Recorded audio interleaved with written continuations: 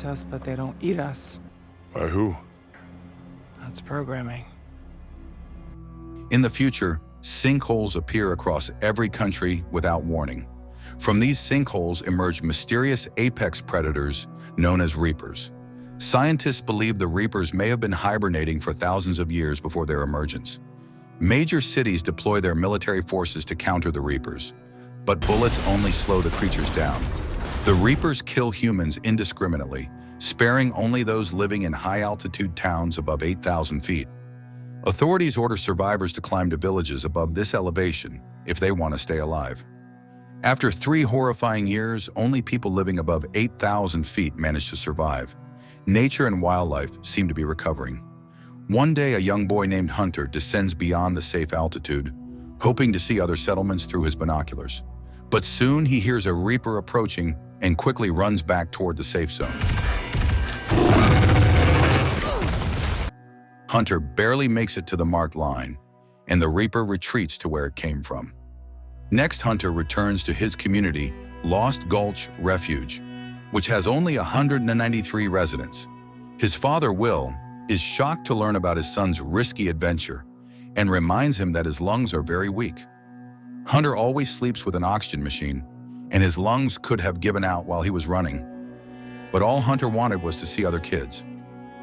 Next, Will goes hunting with his friend Katie, who tells him that life is very hard for Hunter because he is the only child in their community. Will admits that Hunter also misses his late mother Tara, but says he should be grateful for being alive. When they return, they see a woman named Nina, who is obsessed with creating bullets that can harm the reapers. She mixes different metals to make her bullets and tests them on a piece of a reaper's shield in her backyard. But the results are always the same. The shield remains unscratched. That night, Will is haunted by memories of his wife Tara.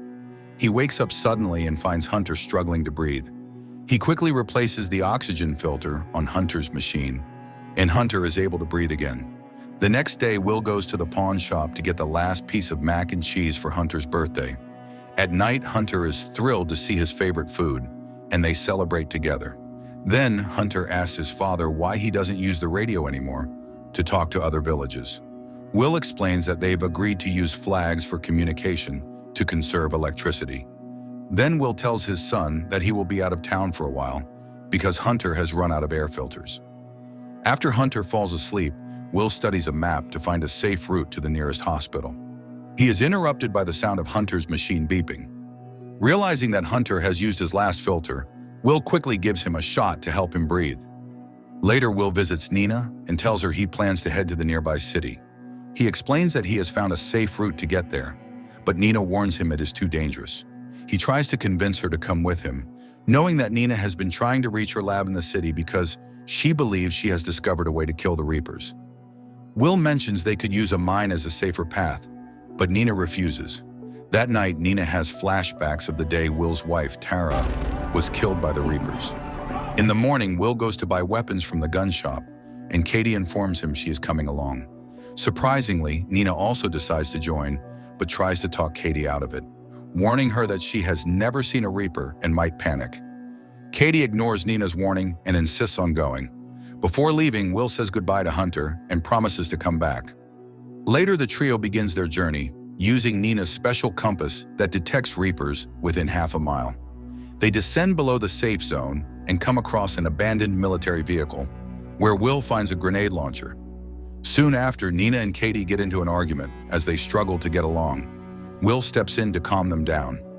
Next, the group reaches an old ski area, and Nina's compass detects reapers nearby. Will works to get the chairlift operational while Nina and Katie stand guard. Katie fires the grenade launcher at an approaching reaper but misses twice, causing the creature to chase her. Will manages to get the chairlift working, and he and Nina board it while Katie tries to climb a nearby ladder. Katie then leaps onto the chairlift, barely hanging on as the reaper climbs onto the machine to pursue them. The chairlift begins ascending to the safe zone, but the reaper cuts the cable, causing them to fall. However, they manage to escape on foot and enter the safe zone. The reaper stops its chase and retreats to its territory. At night, Katie admits that the reapers are terrifying, and she thought the grenade launcher might work against them. Nina points out that the reapers only attack humans, And they don't even eat them. They kill just to kill, which means their intention is to wipe out humanity. So far, they have already wiped out more than 95% of humans. Later that night, after Nina and Katie fall asleep, Will remembers when his wife Tara decided to take a trip with Nina to retrieve materials from Nina's lab. Tara strongly believed that Nina could develop a bullet capable of killing the Reapers, but Will had advised her not to go. In the morning, the group heads to the mine, planning to travel through a tunnel and emerge on the other side. However, Will explains that they must go below the safe zone at one point during their journey. This sparks a conflict, as he hadn't told them about this earlier. Nina also warns that her compass won't work underground, meaning they will be completely on their own. She further explains that the Reapers detect carbon dioxide from human breath, and the concentration will increase in the tunnels. Despite these concerns, they decide to proceed. After traveling for a while, Will notices that their planned exit is blocked. This forces them to descend further, making their journey even more dangerous. As they walk, Katie shares her story. When the Reapers first appeared, she was fighting with her boyfriend. She hit him with a frying pan and ran away in his car, eventually reaching the village. Ironically, this argument saved her life, as the Reapers emerged the next day. After covering some distance, a Reaper spots them, and they start running. The creature chases them until they slip into a crack where it cannot reach them. They hold their breath, trying to avoid detection. The Reaper uses one of its tentacles to search for them, but Will lights a flare to distract it. Next, they dig their way out of the crack. When Katie reaches an exit, the Reaper finds her.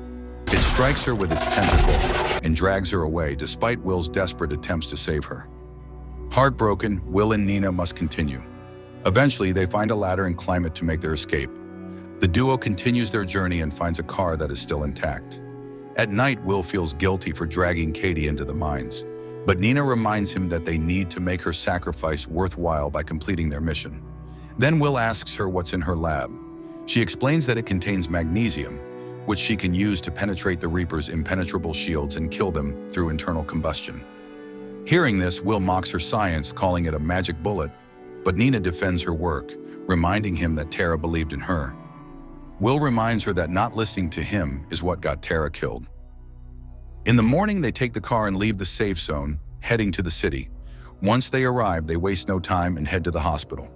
There, they cautiously climb the stairs and search the supply room. However, they can't find the filters, and suddenly they hear a noise signaling that a Reaper is nearby.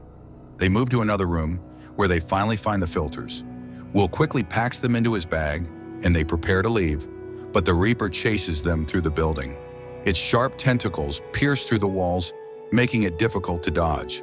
Then, they run upstairs, but the Reaper catches Will with its tentacles. Nina uses a fire axe to sever the tentacle and free him. Then, they release carbon dioxide gas, luring the Reaper closer to an oxygen tank. Just as the Reaper gets within range, Will shoots the tank, creating a massive explosion that blasts the creature out of the building. They watch it from a window, wondering if it's dead, but decide to use the opportunity to leave the area. Next, Will insists on returning to the village to give the filters to his son as soon as possible. However, Nina argues that they should go to her lab to retrieve the magnesium. She explains that this mission is about more than just his son, pointing out that the filters will only last a year at most. She tells him they can't live in the mountains forever and will eventually have to fight. Will reluctantly agrees, and they leave in the car. Unbeknownst to them, the Reaper they blasted recovers and resumes its hunt. After reaching Nina's lab, she begins preparing her special bullet while Will keeps watch. On her desk, Will notices her doctorate certificate and a picture of her family. Curious, he asks about them. Nina shares that when the Reapers first emerged, she was working in her lab. Her son had a game that day, and her husband was on a business trip. She confesses that she was never there for her family and believes she was a terrible mother. She then apologizes for taking Tara with her to the lab that day, which ultimately led to her death. Will reassures her, saying it wasn't her fault and that no one could have prevented it. Then Nina finishes creating her bullet by coating regular bullets with magnesium paste. She tests it on the Reaper's shield, but it fails again. Frustrated, she tells Will that she needs more time to figure it out and urges him to return to his son to save him. She assures him that her car is still parked in the lot, and she will use it once she finishes her work. Next, Will takes the car and rushes to the village while Nina continues working. Soon, Nina realizes she should add cobalt to her formula and decides to test her theory. Suddenly, a Reaper breaks into the lab. Nina quickly shoots it with her untested cobalt-laced bullet. Meanwhile, Will is speeding toward the village when a tire blows out, causing the car to crash. He regains consciousness and breaks through the windshield to free himself. Hearing the sound of approaching Reapers, he grabs his bag and starts running uphill. As he nears the safe zone line, a Reaper appears in his path. Another one arrives moments later, and soon he finds himself surrounded by 3 Reapers, with his ammunition running low. But then, Nina appears out of nowhere and shoots the Reaper near the safe zone line, showing that she finally made her magic bullet. Her cobalt-laced bullets cause the creatures to explode from internal combustion upon impact. Will is shocked but relieved to see Nina in her newfound weapon. After examining the fragments of the destroyed Reapers, they realize the creatures aren't animals. They're machines. They are machines. Nina theorizes that the Reapers' behavior indicates they were programmed to eliminate humans. When Will asks who could have made them, Nina glances up at the sky, suggesting extraterrestrials might be responsible. After a long walk, they reach the village, where Will reunites with his son. Nina raises a pirate flag to signal other villages that she has found a way to defeat the Reapers. Soon after, they broadcast instructions over the radio on how to make cobalt-laced bullets, and production begins on a large scale. A few days later, Nina inscribes Katie's name on one of the bullets as a memorial to honor her sacrifice. Then she and Will prepare to lead the fight against the Reapers.